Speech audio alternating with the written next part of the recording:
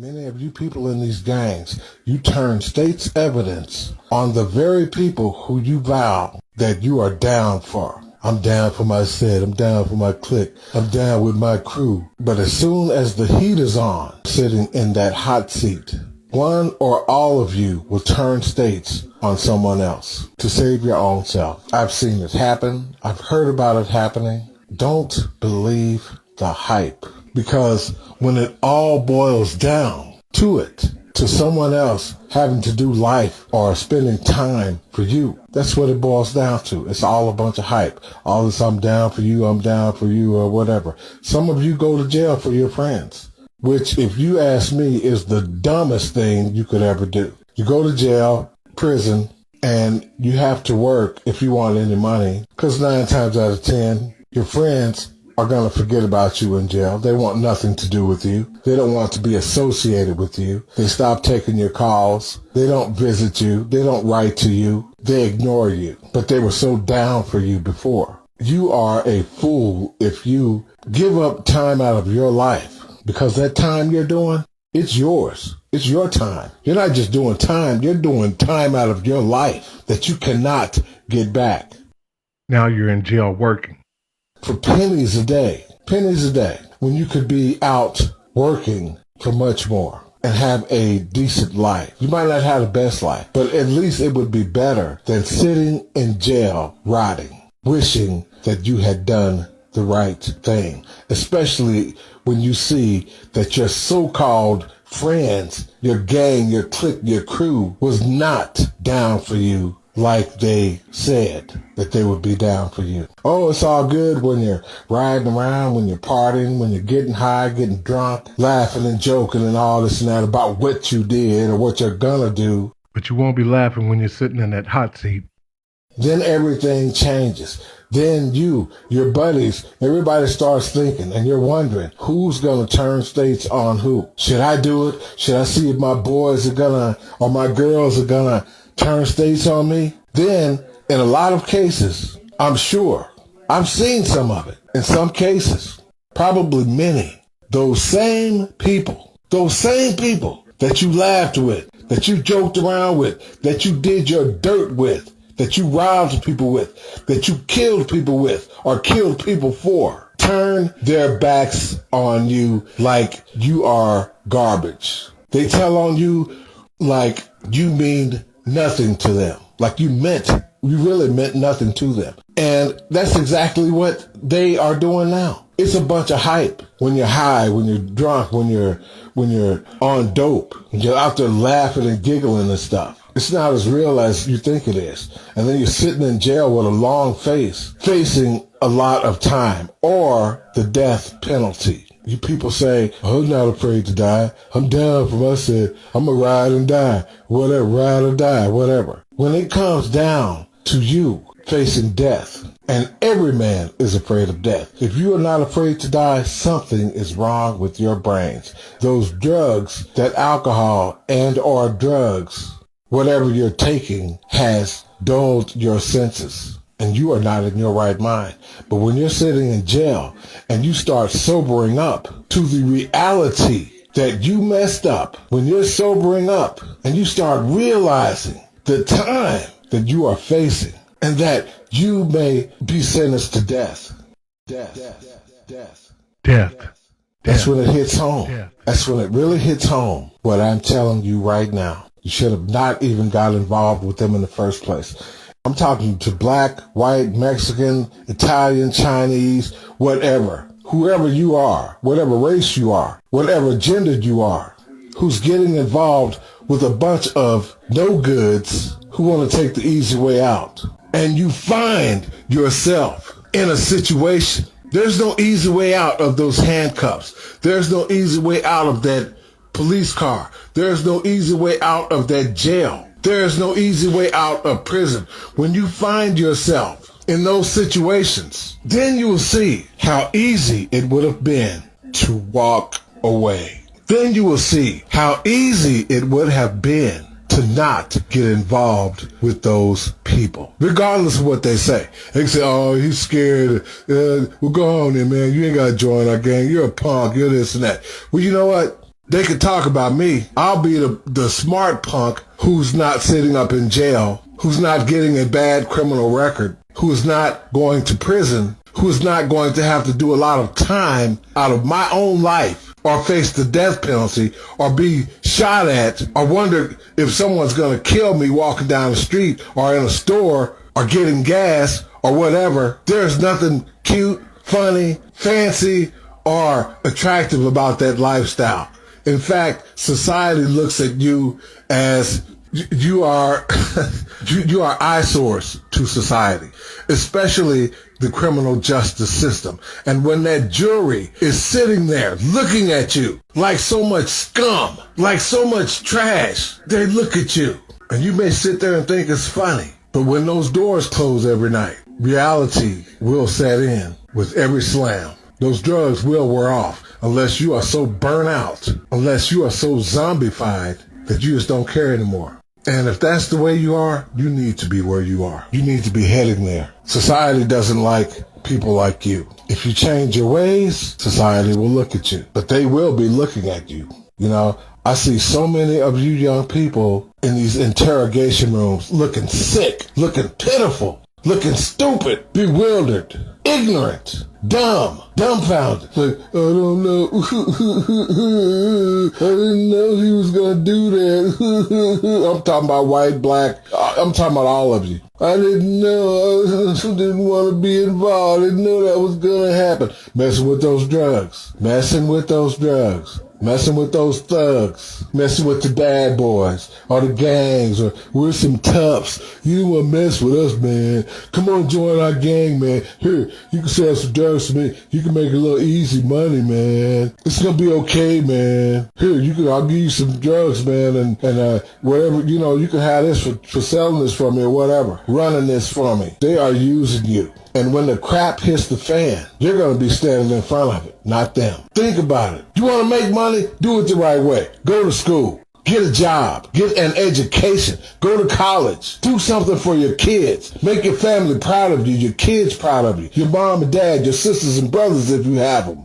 Instead of sitting in an interrogation room looking stupid, wishing I wish I hadn't done it. Oh, please forgive me. Let me go home, please. I won't do it no more. Too late then? It's too late then for you to be sitting there looking pitiful. You should have been in your room or somewhere thinking, looking like that, saying, I got to get away from this. Before you're sitting in an interrogation room somewhere, or in jail, or in prison, in a jail cell or a prison cell, thinking and looking like that. You should be thinking and looking like that now before it even happens. Put all the cards on the table. Weigh your options before you have no options to weigh. Before you have to make the most of your time in prison.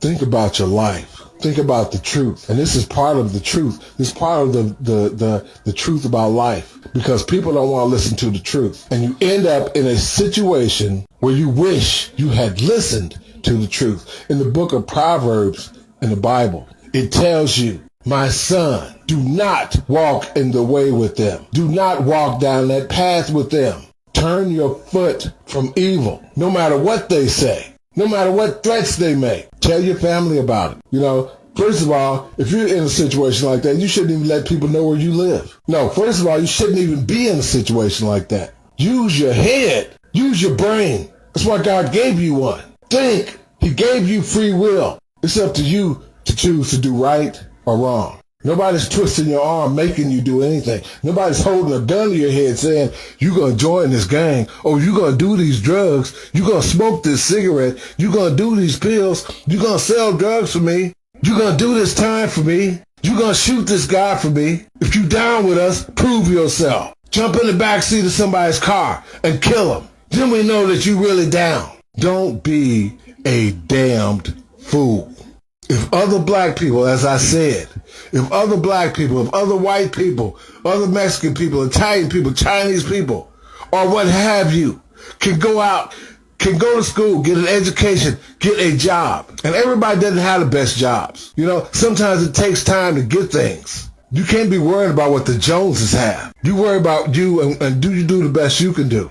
Do the best you can do. And the only way you're going to do that is by doing the right thing. You start listening to the truth about life, and you will see what's worth it and what's not. Think about one thing. You toughs out there who want to do this and do that. Look at these crime shows. That's another thing. Looking at these crime shows, you see they always get caught.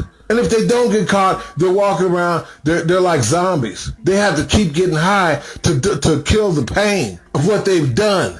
You have to wake up with that every day, thinking about what you did. And in order for you to deal with it, if you have any conscience at all, you have to dull your senses with drugs, more and more drugs. And you're eventually going to mess up. You're going to make the wrong move. Somebody's going to tell on you, and there goes your life. It's hard to change it after that while you're sitting in that interrogation room, because you might not walk out of that interrogation room sitting in there looking all pitiful and sad. And what I can't believe is a lot of you people see this stuff on TV. You see it. You see other people going through what I'm telling you that you're going to go through. You see it because you had to be involved with some idiot that didn't care. And you parents out there who don't teach your kids anything. You know, it's a shame that someone outside of your family has to take a stand and talk about how ignorant you are. You know, a lot of times children fall behind what their parents do, and a lot of times the parents aren't there. You abandon your family, and your family goes down the wrong road. That's one reason why they do. That's one reason why they do. Because they're looking for that acceptance that they didn't get at home. They're looking for that love, even though it's fake love. It's the only love they know. And so many kids get lost in the fall by the wayside of the world, the evils in this world, because they don't know any better. They don't know any other way. But when the system looks at them, they might take it into consideration. It depends on what kind of the jurisdiction that you're in, because some people don't care. They will make an example out of you by giving you a lot of time or the death penalty. They don't care about your past, because all they're thinking is, well, you had free will. You could have done something better with your life. Instead of trying to take the easy way out. Now you got the hard way. You're in there, and it's just hard to get out. Hard to get out. And when you're sentenced and a judge asks you, do you have anything to say? What are you going to say? Well, you know, I had a bad childhood, or your attorney or court-appointed attorney, they'll say a few words for you. But, you know, the judge is like, well, you know, he's thinking, if I let this person out, put him on probation, they're probably going to just go out and do the same thing. They'll think I'm just giving a slap on the hand. And they'll go out and spread that. Well, he just gave me a slap on the wrist. They might make you change your mind, but it's going to send a wrong message to other people. So they make an example out of you. You need to think about these things. If you care about your kids, if you're listening to this, if you don't have kids and you know somebody who does, whether they're related to you or not, whether they're your same skin color or not, whether they're your same gender or not, you should let somebody know. God said, if I warn somebody that they are going to die, or in other words, they're going down the wrong road in life, they're headed towards destruction. If I warn them and I tell you to warn them, and you know you should warn them, God doesn't have to speak to you directly, does he? He speaks through people. He speaks through events. And you see these things. If I tell you in your spirit, if you know in your mind that something is telling you to tell other people to not go down this road that's going to lead to their destruction or their death, and you don't do it, their blood is going to be on your hands. That's why I do what I do. Not just for that reason, but because it's the right thing to do. That's why I share what I share. I can't reach all of you. But you know what? There are other hands out there that can carry the torch. And if you don't carry it because you are so afraid or you're a coward, you don't want nobody to think that you got soft. It ain't called being soft. It's called being smart. He's weak and all this and that. Yeah, okay. In jail or prison or 6 feet under. You think about that. You don't want to tell them that what's right from wrong? Let them listen to this. And you who run these juvenile detention centers, these drug rehabs, the jails, the prisons, let them listen to this. If you aren't just trying to keep them there to make money for your organization or your institution, let them listen to this. So those who may have a second chance, won't do the things that they did again. Make them a copy of it. See, this is real. This is real talk. I didn't write none of this out. If you care about these people, make them a copy of this so they'll have something to think about so they won't do it again. Because if other people can be productive citizens in life, can get educations, learn how to read and write, get jobs, and be productive in life instead of destructive in life, then so can you. They can too. They just have to have someone who believes in them. There's nobody out there perfect. There's nobody out there really any better than anyone else. But you have to put forth the effort. The world does not revolve around you. And you people out there who act like it does, you will find out the hard way from the hard knocks of life that you have to do just like everyone else does. Some people are born with a lot of money. You know, it's probably because their parents did the right thing and looked out for their kids. Some people are poor, you know. It is what it is. The question is, what will you do? It's not that hard to get an education and get a job and get your own place and stay away from those people. It's not that hard to do. You have free will. You have free will. Think about what I'm saying for your own good, for your family's own good, for your parents' own good. So you won't worry your parents, your children, if you have parents and children. So your life won't be spent in prison, in and out of prison, until society gets tired of you and throws away the key, throws away that proverbial key. That means you are done. You people who care about these people, if you care about yourself, if you're listening, you run an institution or you work in one or you're the director of one, if you care about these people, let them listen to this tape. It's free. I'm sending it to everyone, all you institutions. I can't make copies for every single solitary person in the United States. But you people have the funds to do so. You court systems, you police departments, you jails, you prisons, you mental institutions, juvenile detention homes, you colleges, you churches. All of you have the means to do this. All of you. And if you don't, ask for contributions to help spread this and show it in your institutions. Play it in your homes. Play it in your churches. It's not that long. I'm getting ready to cut this short right now. And maybe, just maybe, if somebody else cares enough to share something that could help someone else, maybe a lot of this stuff, or at least some of it, will stop happening. I'm doing the message. The least you could do is share it, since it seems that no one else is talking to these kids the right way, the real way, the honest way. This is life. This is real. So share it if you care. If you don't, just expect more problems to happen.